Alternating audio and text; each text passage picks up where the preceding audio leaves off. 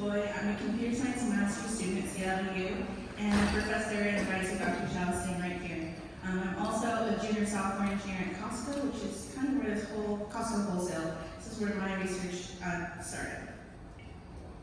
So I wanted to tell a personal story to start. When I decided to change careers from construction engineering to software engineering, I started following a lot of subreddits on Reddit, if you know what that is. It's a social media forum site. And I started seeing a lot of horror stories from juniors. Really struggling with things. I was starting to feel maybe I made the wrong decision here.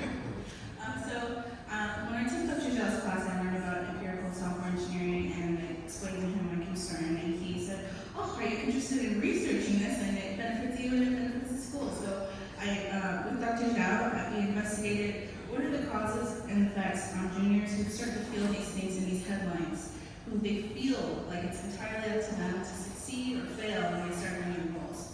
We also want to know what actions do they take to improve their situation. And these headlines basically summarize what I was after in this study. So some terminology. Sink or swim is an American idiom which describes a situation where someone has to succeed entirely on their own. And another idiom that we say is like thrown in the deep end of a pool or trial by fire. And then when we say early career developer, we mean juniors or what we call newbies, and they can also be software adjacent roles like quality engineers. And for our study, we had no educational requirements because some software developers were self-taught. For this, we refer for years of experience to be an early career developer for our study. You have to have no more than 5 years of professional experience, excluding education and internships. So that's what we use for our study. So we have 4 research questions, and they had sub-questions, and so I distilled them here. And the main areas we were looking to know if newbies feel like they're sinking or swimming is in job assignment. So do they know what they're supposed to be working on? Their pairing with their manager. Do they know who to report to and who's responsible for them? Their job satisfaction, described by the feeling that their team, their manager is investing time into them, and then their own contributions to the team's goals. And then lastly, the most interesting part, in my opinion, was what newbies have to say about the experience and what they would suggest to their teams and organizations to improve their experience. And I'm going to focus on the ones with the green circles, just due to time constraints. But for these 3 in this red bracket, we also focused on cause, effect, and action taken. This was more of an exploratory study, so this is where we started. I wanted to show you the survey because I made it myself. And I interned at this survey company over the summer that I did the study, so I'm extra proud. But basically, we have very simple true-false questions. We also have multiple choice. And then we have boxes for people to expand on their feelings, and we didn't anticipate people to do that, but we actually had very interesting results from people talking about their feelings than about like true, false, etc. So, and then for participant recruitment, we are not a research university, so we had to use our own networks, and which turned out to be very vast, and we ended up, I'll show you the next slide, we ended up having a pretty good response rate. So we received 91 valid and complete responses.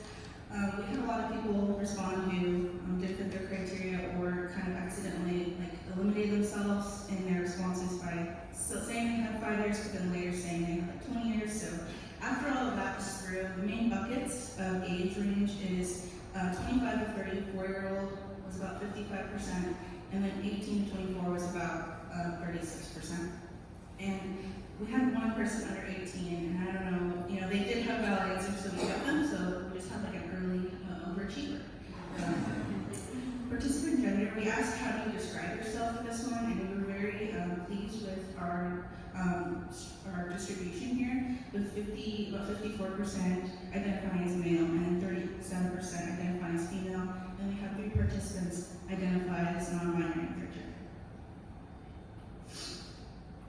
And then the last part for demographics is the years of experience. It kind of lines up with the age ranges we would expect. The biggest bucket was the 1-year bucket, about 38%, and then it kind of trails from that 2 years and 3 years. So that was who we were working with. And the primary region of residence was the US for this, and about 87% of participants identified as software developers. these other roles that were also surveyed as well. So into the results. So do newbies know what they're supposed to be working on, which seems very simple, like you get to work, and someone in the previous, I think it was Jenna, in the last session said, developers show up, they look at their Azure DevOps, and they're like, what am I doing today? But surprisingly, our participants, 35 of them, felt they do not know what they should work on.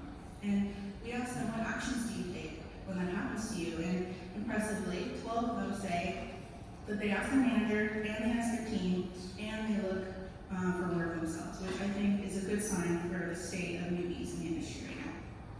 But another thing that came up quite a bit, which is what we're calling distress, which is a combination of stress, anxiousness, and feeling lost and confused.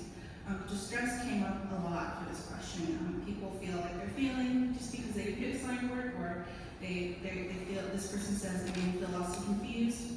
I was not sure what I was supposed to do, and whenever I was in assigned work and received no communications, made me feel that I was failing.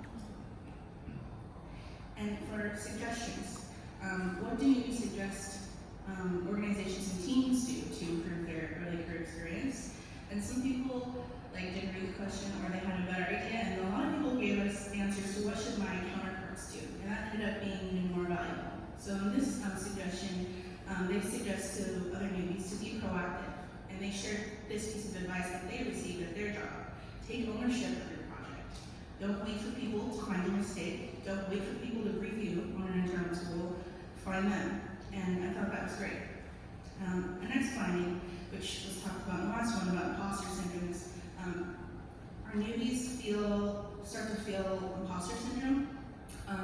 The way we look at imposter syndrome in our paper is feeling like you're about to be found out and that you don't belong. So you're kind of hiding and you don't want to draw attention to yourself, and maybe I shouldn't be here. So this quote is really what drove home finding imposter syndrome in our results.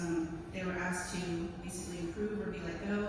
This person has high anxiety, and they start to compare themselves. They say it appears those who started with me are managing it and getting stronger. And this is just one of many that we analyzed in this bucket. So some other things that came up. We asked them, how should organizations improve? We had a large majority say training and work distribution of planning methods and company culture. And for training, back to the interesting results of the open-ended questions, training was mentioned in 41% of our open-ended responses.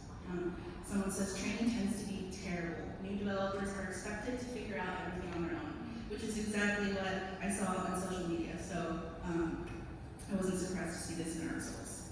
And then also someone suggests that you want to invest in distributing work to newbies, to new grads on projects that they can handle, but maybe push them a little. So we also have a suggestion here to assign tasks based on their skills and set clear and moderately high expectations. And then lastly, this came up quite a bit in our analysis. People that did have regular meetings, one-on-ones with their managers, reported a sense of belonging on their team, personal connection with their manager. They were able to discuss their learning and their development and get regular feedback. And something as simple as 1 hour a week was something that some people suggested. So the goal of this was to explore this phenomenon, this feeling of like you're flailing in the water and who's going to save me. And we did that from the perspective of the newbie. And we were able to fill out these columns. But what about evidence from the professionals that manage and mentor newbie developers? That's what we're doing now. So before I graduated in June, we're finishing up data collection, and we're going to be incorporating Sheena Hoda's work on grounded theory for software engineering, who I learned about at this conference, so that we can do semi-structured interviews with, once again, our personal network of engineering managers, senior software developers, et cetera, et cetera. And that's what's next.